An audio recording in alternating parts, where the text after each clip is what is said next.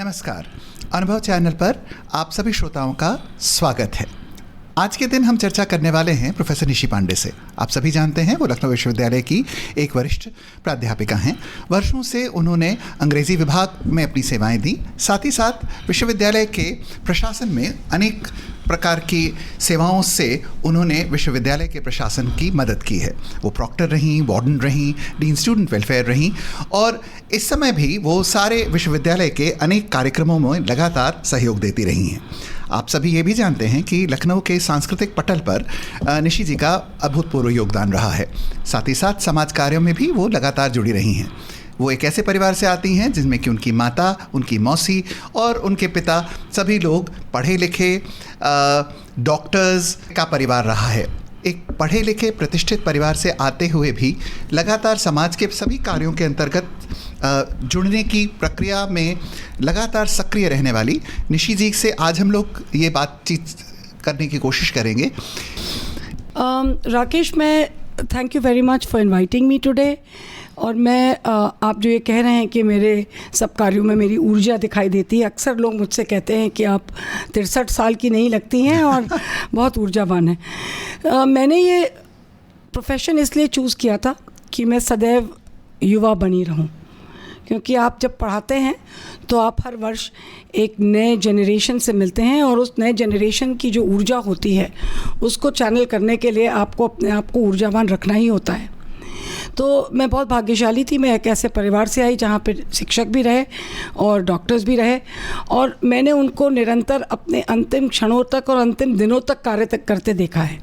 मेरी माँ 90 वर्ष की उम्र में गई, लेकिन 85-86 वर्ष की उम्र तक उनके पास मरीज़ आते थे।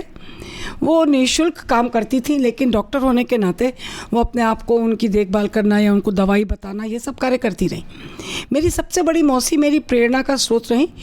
वो एक यूनिवर्सिटी में, पटना यूनिवर्सिटी में प्रोफेसर थी हिंदी की, और फिर वो बहुत बड़ा NGO है एक महिलाओं का, ऑल इंडिया वुमेन्स कॉन्फ्रेंस, उसमें वो निरंतर काम करती रहीं और वो सेवा भाव से इतना उनका जीवन ओतप्रोत था।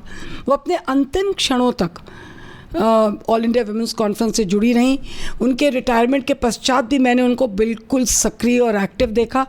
वे पूरे देश का भ्रमण करती थी, अनेकों संस्थाओं से जुड़ी हुई थी, कस्तूरबा मेमोरियल संस्था से जुड़ी हुई थी और वो हर जगह ट्रैवल करती थी, आराम से जाती थी, अपना योगदान देती थी और ये सारा कार्य निःशुल्क होता था। ये अपनी स्वेच्छा से और अपने मन से करती थी और बहुत सेवा भाव से करती रही। तो मैंने डॉक्टरों और शिक्षकों का वो रूप देखा कि मुझे कभी भी ऐसा महसूस नहीं हुआ कि मैं रिटायरमेंट कोई चीज़ होती है या जब तक सांस चल रही है तब तक आपको कार्य करना है। ये मैंने शुरू से इस बात को माना है, इसलिए मैं सदैव किसी न किसी कार्य में जुड़ी रही हूँ। ये अवश्य है कि जब मैं विश्वविद्यालय में सक्रिय रूप से प्रशासन में और शिक्षण में सब चीज़ में काम कर रही थी, तो उस वक्त स्वयंसेवी संस्थाओं के संग जब मैं जुड़ती थी तो थोड़ा सा भार लगता था और सांस्कृतिक कार्यक्रमों में जुड़ती थी तो लगता था कि बहुत समय नहीं है। लेकिन आप अगर लगातार अपने जीवन में हर चीज़ से जुड़े नहीं रहेंगे तो एकदम से अगर आप रिटायर हो जाते हैं और फिर जुड़ने का प्रयास करते हैं तो आप समझ नहीं पाते हैं कई बार कि कहाँ से शुरू किया जाए। मैं फिर भी कहूँगी कि जो लोग रिटायर हो गए हैं और सर्विस में थे, या तो गवर्नमेंट सर्विस में थे या स्वयं अपनी संस्थाओं को चला रहे थे, उनको हमेशा अपने आप को सक्रिय रखना चाहिए। और इसको रखने के लिए 3 बातें मैं मानती हूँ। एक तो ये है कि आपका स्पिरिचुअल अंडरस्टैंडिंग और ग्रोथ बड़ी स्ट्रांग होनी चाहिए। अगर आप आध्यात्मिक नहीं हैं तो मैं मानती हूँ कि मेरी ऊर्जा जो मेरे आध्यात्म से आती है। मेरा मेडिटेशन है या मेरा प्रेयर का टाइम है या मेरे अकेले बैठकर मनन चिंतन करने का समय है, वो बहुत ही इम्पॉर्टेंट है। और बहुत से बच्चे मुझसे पूछते हैं कि मैम आपको ऊर्जा कहाँ से आती है। हमने कहा एक बैटरी है जो ईश्वर ने प्रकृति में है, शांत चित्त होकर बैठ जाओ और उस बैटरी में अपने प्लग को लगा दो, आप रिजुविनेट हो जाएंगे। आज भी मैं सोचती हूँ कि अगर मैं सुबह थोड़ी देर मेडिटेट ना करूँ या मैं ध्यान में ना बैठूँ तो पूरा दिन निकालना मुश्किल होता है। लेकिन अगर आप सुबह अपनी शुरू करते हैं ध्यान से या अपने मन को एकाग्र करके, तो आपका दिन जो है वो ऊर्जा से भरा रहता है। मैंने बहुत सारे कार्य उठा रखे हैं जिनका बीड़ा मैंने उठाया है, और उसको करने के लिए मैं पूरी कोशिश करती हूँ और करती रहूँगी। चाहे वो कॉलेज का प्रशासन का कार्य है, या रिटायरमेंट के बाद मैं ऑल इंडिया वुमेंस कॉन्फ्रेंस की अभी प्रेसिडेंट भी हूँ, लखनऊ चैप्टर की, वो कार्य भी कर रही हूँ, और अनेकों संस्थाओं से जुड़ी हूँ। तो हर उस काम को करने के लिए आपको अपने मन में यह जोश और प्रेरणा रखनी होगी कि आप जो भी कार्य कर रहे हैं वो दूसरों के लिए कर रहे हैं। जब आप दूसरों के लिए कार्य करते हैं तो आपको दूसरे तरह की खुशी मिलती है, और मैंने सदैव कार्य अपने स्टूडेंट्स के लिए किया है या दूसरों के लिए किया है, और उससे आपको जो संतुष्टि मिलती है या जो आपको सुख की अनुभूति होती है, वो उसका मैं आपको बयान नहीं कर सकती, बिकॉज़ उसी से जीवन जो है वो चलता है, और उसी से मैं सोचती हूँ कि मैं ऊर्जावान रहती हूँ। एक बात मैं ज़रूर आपसे पूछना चाहूँगा, आपको इतने सालों से जानने के साथ ये बात मुझे लगता है इम्पॉर्टेंट भी है, वो ये कि मुझे लगता है कि हर उम्र में और ख़ास तौर से आगे चलकर मित्रता की बहुत कीमत होती है, और कई लोग अपनी ज़िंदगी के शुरुआती पड़ाव में इतने ज़्यादा अपने कामों में उलझ जाते हैं कि वो अपनी सोचते हैं कि बिना मित्रता के हम एकाकी ही काम कर सकते हैं। आपको लगता है कि मित्रता अपने आप में जीवन का एक बहुमूल्य उपहार है, और अगर आपको वो उपहार सहज ही नहीं मिल जाता तो उसके लिए सयत्न काम करने की ज़रूरत है, क्योंकि वो आपकी सारी उम्र को अपने ही लिए नहीं बल्कि सबके लिए उपयोगी बनाता है। राकेश, ये बात तुम मुझसे पूछ रहे हो, मेरे बचपन के दोस्त रहे हो, हम दोनों साथ यूनिवर्सिटी में पढ़े, और हम लोगों ने यूनिवर्सिटी में एक साथ काम भी किया। तो हमसे और हम दोनों से ज़्यादा कोई इस बात को नहीं जानता कि मित्रता कितनी बहुमूल्य होती है। और मित्र आप किसी भी उम्र में बना सकते हैं, लेकिन मित्रों को बनाने के लिए आपके अंदर उनको देने की भावना होनी चाहिए। अगर आप मित्रता में कुछ दे नहीं पाएंगे तो मित्रता में सिर्फ लेने का ही भाव रखेंगे तो मित्रता नहीं बन सकती। और देने की जो बात मैंने पहले कही कि देने की भावना से अगर आप जीवन में आगे आएंगे और किसी के लिए भी देने के लिए तैयार हैं, तो मित्र आपके बनेंगे। और मित्रों से प्रेम जो बहुत ही बहुमूल्य होता है, क्योंकि परिवार के सभी सदस्य, आपके भाई बहन, माता पिता, सभी अपने अपने जीवन में आगे चले जाते हैं। एक पड़ाव पे आकर माता पिता चले जाते हैं, भाई बहन सब अलग अलग शहरों में, अलग अलग जगहों पे हैं।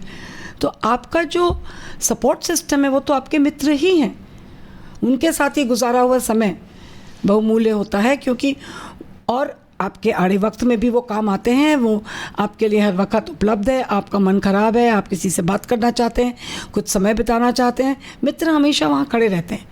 इसलिए जैसे जैसे उम्र बढ़ती है, मुझे तो मित्रता की वैल्यू हमेशा से रही है, लेकिन मैं हमेशा सबको ही बोलती हूँ अपने आसपास की make friends, because making friends keeps you young. क्योंकि मित्रों के संग वो हम उम्र हैं, नहीं भी हम उम्र हैं, मित्र आपसे बहुत छोटे भी हो सकते हैं। मेरे बहुत से मित्र मुझसे बहुत छोटे, और कुछ मित्र मेरे मुझसे बहुत बड़े। तो मित्रता उम्र के परे है। मित्रता बहुत बुजुर्ग व्यक्ति से भी आपकी हो सकती है और बहुत प्रेम हो सकता है, और मित्रता बहुत छोटे व्यक्ति से भी हो सकती है जो आपसे बहुत छोटा हो।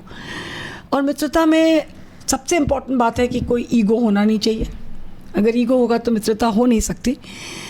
लेकिन मित्रता बहुत ही वैल्यूएबल है, और मैं सोचती हूँ कि जैसे जैसे उम्र बढ़ती है और जब आप रिटायरमेंट के करीब आ गए या आप रिटायर हो गए हैं, आपके जीवन में अगर मित्रों की कमी है, तो अगर आप मित्र बनाएंगे तो उनके संग बिताया हुआ समय आपका बहुत ही यूज़फुल होगा, प्रोडक्टिव होगा, और it will bring you great Joy.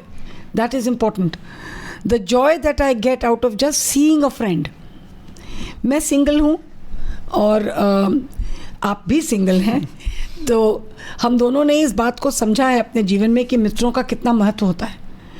और उम्र के साथ अभी तो पति पत्नी हम साथ होंगे कोई संभव है, लेकिन अगर आगे कोई एक न रहा तो मित्र जो हैं वो बहुत सी जगहों को भर देते हैं। बाल बच्चों के ना होना या जीवन में और किसी भी व्यक्ति से मित्रता करिए। मित्रता बहुत ही इम्पोर्टेंट है, it brings life to you.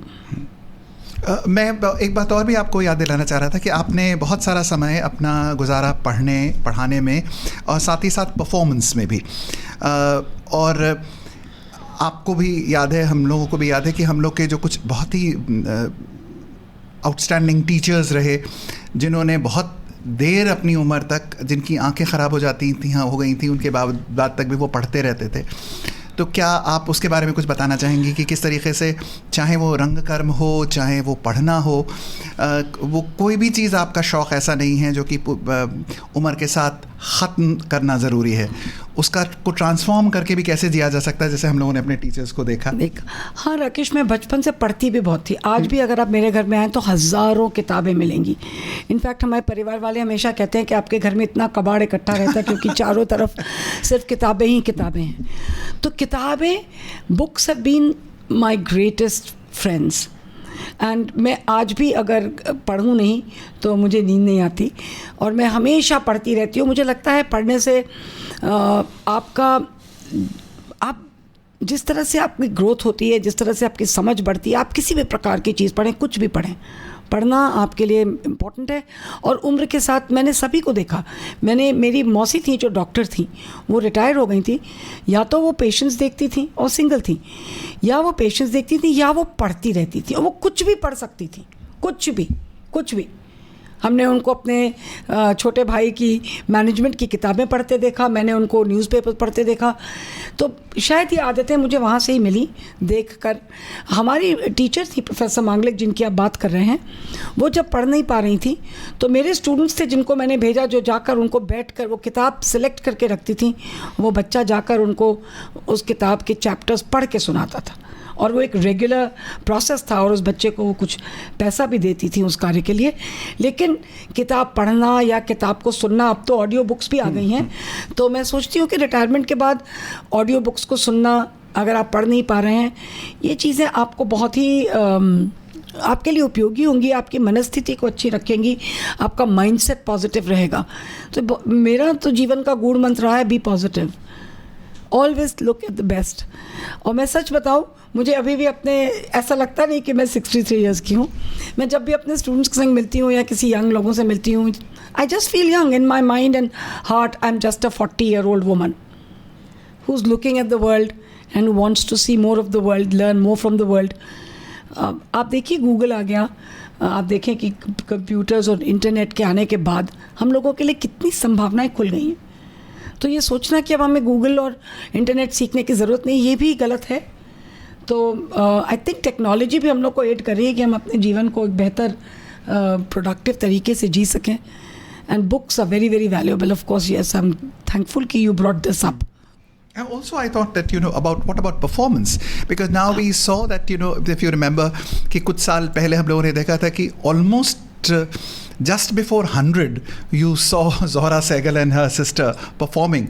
And all of us thought that, how much life it brings to them, and also the great possibility of living other people's life, how much it enriches them and it inspires other people. And since you have been a performer and also somebody who is entrenched with theatre, नाटक के साथ नाट्यकर्मी के रूप में भी, नाटक की विद्यार्थी के रूप में भी, नाट्य संस्थाओं को बनाने वाले के रूप में भी, आपको लगता है कि उम्र के किसी भी पड़ाव पर नाटक करके भी लोग बाग जीवन को और अधिक समृद्ध बना सकते हैं, और दूसरों के जीवन को जीने की जो एक ललक होती है कि मैं जो हूँ नहीं वो कुछ और बन सकता हूँ, वो संभावना नहीं, ये तुमने अच्छी बात कही है। मैंने नाट्यग्राम की स्थापना की थी 20-25 वर्ष पहले। सोचा था कि उसमें बहुत कार्य कर पाऊँगी, लेकिन विश्वविद्यालय में जो काम मिला उसकी वजह से नाट्यग्राम में हम ध्यान नहीं दे पाए इतना जितना देना चाहिए था।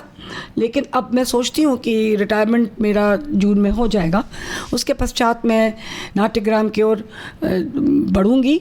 और मैंने ऑलरेडी चर्चा शुरू कर दी है। हम लोग एक ऑल विमेंस थिएटर ग्रुप बना रहे हैं, जिसमें और सब महिलाएं उसमें जो है, उस पर कुछ महिलाएं जो है वो 60 वर्ष से ज़्यादा उम्र की हैं, कुछ मिडिल एज्ड है और कुछ बहुत यंग बच्चे हैं।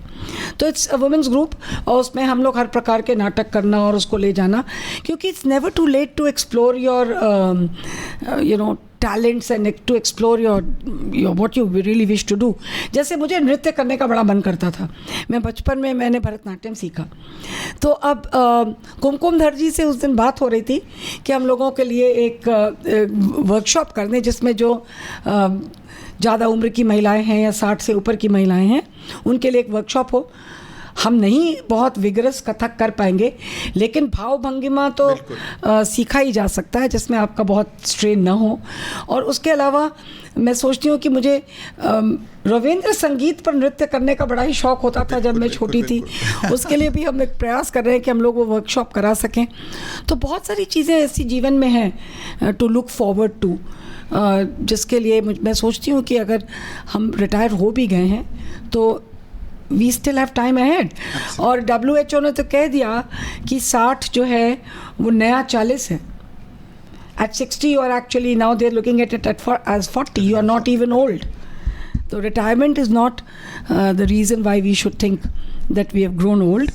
WHO भी इस बात को एक्नॉलेज कर रहा है कि 60 साल की उम्र में जो लोग अब हैं वो 40 साल की उम्र के लोगों के बराबर क्षमता रखते हैं और कार्य को कर सकते हैं। ये पुरानी सोच है कि 60 वर्ष हो गए तो आप सीनियर सिटीज़न हैं। ये बस एक नंबर है जो गवर्नमेंट ने सुविधा के लिए बना दिया है। तो इस नंबर को नंबर की तरह ही देखें और जीवन को आप पूरे हर्ष और उल्लास के साथ जिएं। डू सम एक्सरसाइज, मेडिटेट, कुछ अपने अध्यात्म की ओर ध्यान दें, कुछ पढ़ें, कुछ मित्रों से मिलें, कुछ घूमें, जो शौक़ हैं उनको पूरे कर लीजिए। There is still time for us to enjoy our life, and I think that is important and valuable. So thank you Professor Pandey, it's always a delight to be with you. और फिर हम लोग इसी उम्मीद के साथ कि हम लोग आगे भी चर्चा करते रहेंगे अपने शौक़ के बारे में, अपनी ज़िंदगी के बारे में और लोगों की ज़िंदगियों से सीखते हुए उनका हाथ पकड़ के उनके साथ उनके पीछे देखते रहेंगे कि ज़िंदगी को और कितनी अनोखी तरीके से जिया जा सकता है। Thank you very much, Rakesh. Thank you. I'm grateful.